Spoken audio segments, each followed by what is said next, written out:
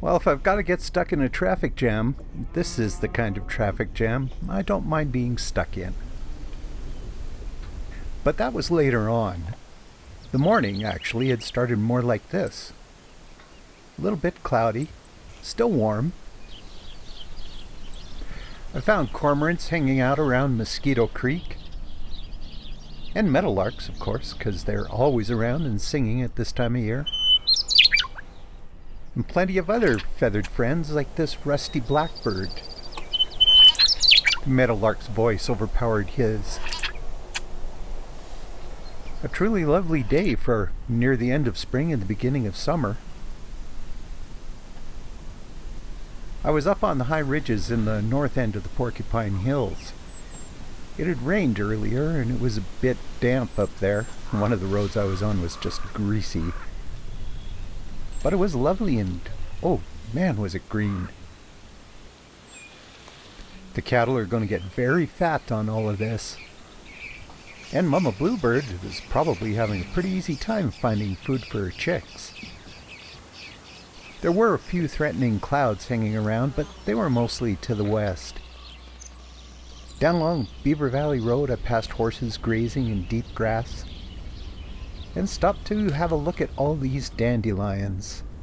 They're weeds, but they're pretty.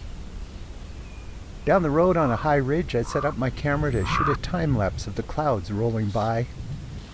Looking down from the heights I could see a truck going along the road pulling a stock trailer. And a potential southern Alberta traffic jam. My favorite kind.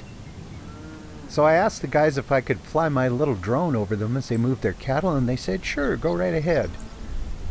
This is what it looked like. Just spectacular. From there I continued on down Beaver Valley Road and over to Willow Creek Provincial Park. Last time I was here was cold and miserable, but today, beautiful. Lots of bank swallows swooping around, and roses coming into bloom. Alberta's provincial flower. We couldn't have picked a better one. The soft scent coming off them was incredible, but it was completely overwhelmed by the wolf willows. These tiny, tiny yellow flowers have such an intense fragrance.